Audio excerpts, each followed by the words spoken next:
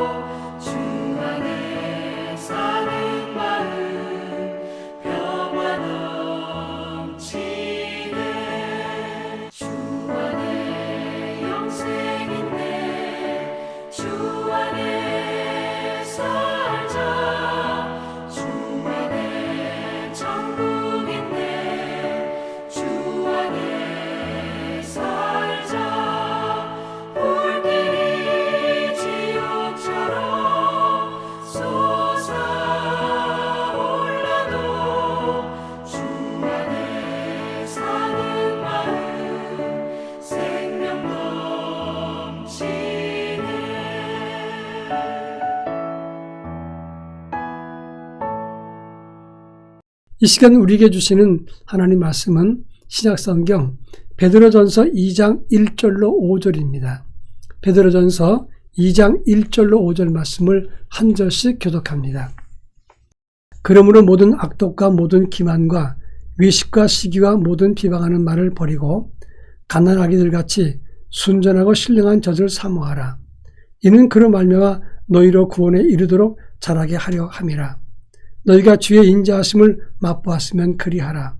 사람에게는 버림바가 되었으나 하나님께는 택하심을 입은 보배로운 산돌이신 예수께 나아가 너희도 산돌같이 신령한 집으로 세워지고 예수 그리스도로 말미암아 하나님이 기쁘시게 받으실 신령한 제사를 드릴 거룩한 제사장이 될지니라.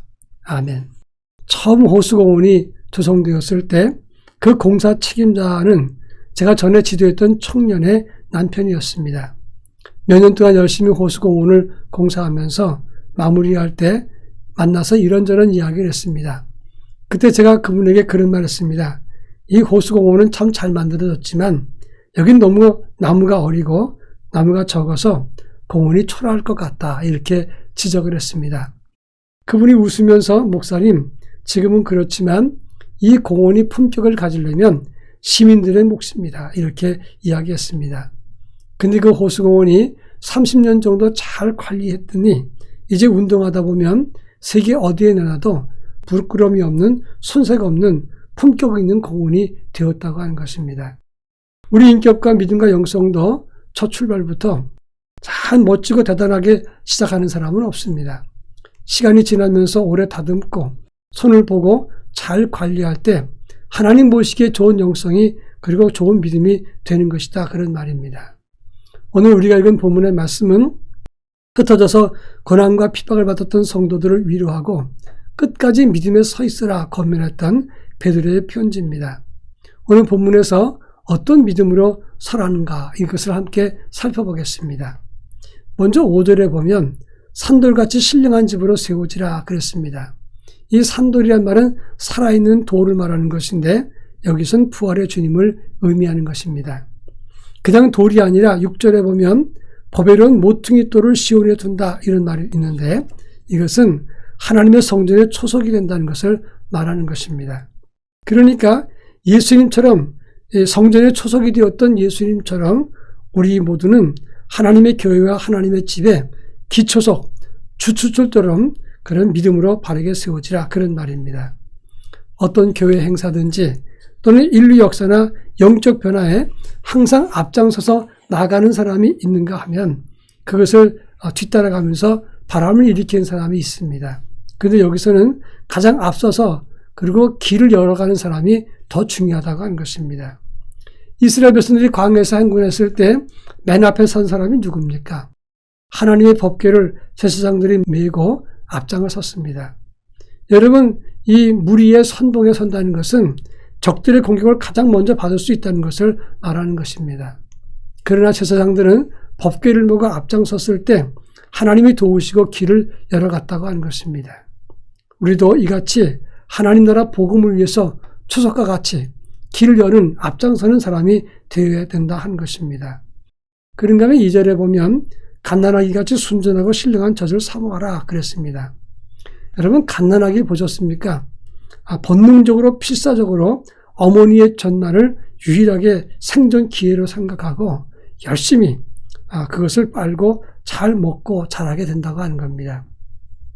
제가 어릴 때 어머니의 젖이 적어서 다른 사람의 어머니가 주는 젖을 먹였다고 합니다.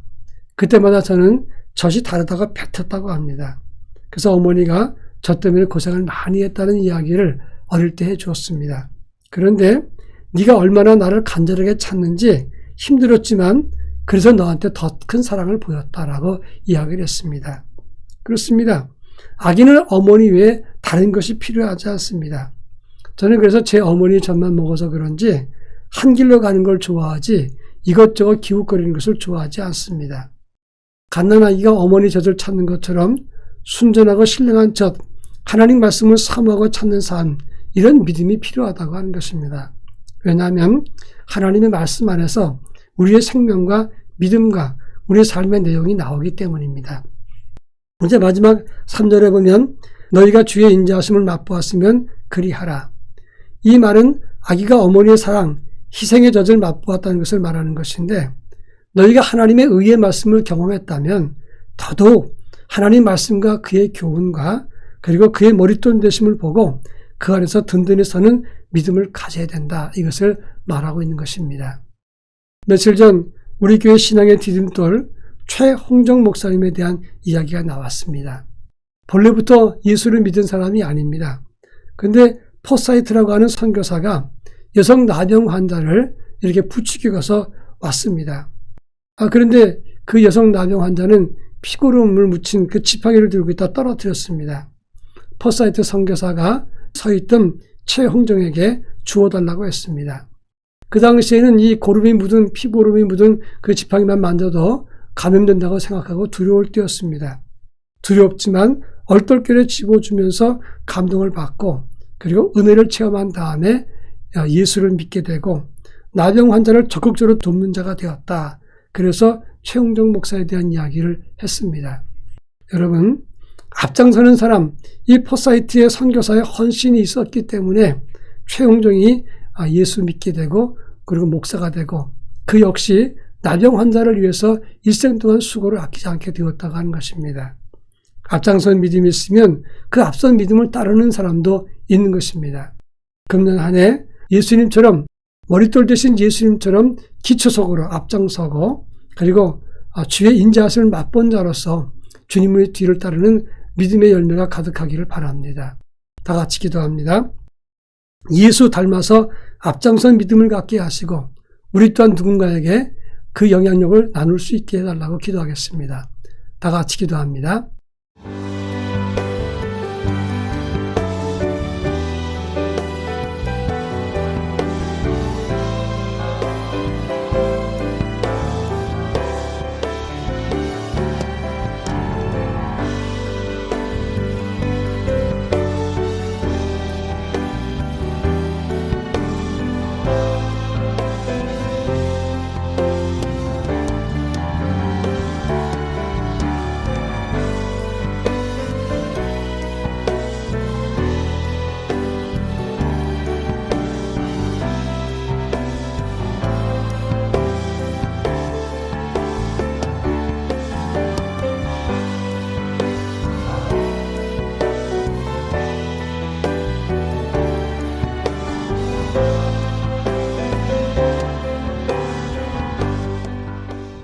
사랑 많으신 하나님 아버지, 저희를 사랑하셔서 산돌이신 예수를 따라 본받게 하시니 고맙습니다. 앞서서 본을 보이신 예수님 따라 우리도 그 길 가게 하시고 우리의 본을 보고 누군가 뒤따라오는 하나님의 거룩한 역사가 이어질 수 있도록 은혜를 더하여 주옵소서. 금년 한 해 이와 같은 믿음이 계속될 수 있도록 역사해 주옵소서. 예수님의 이름으로 기도합니다. 아멘.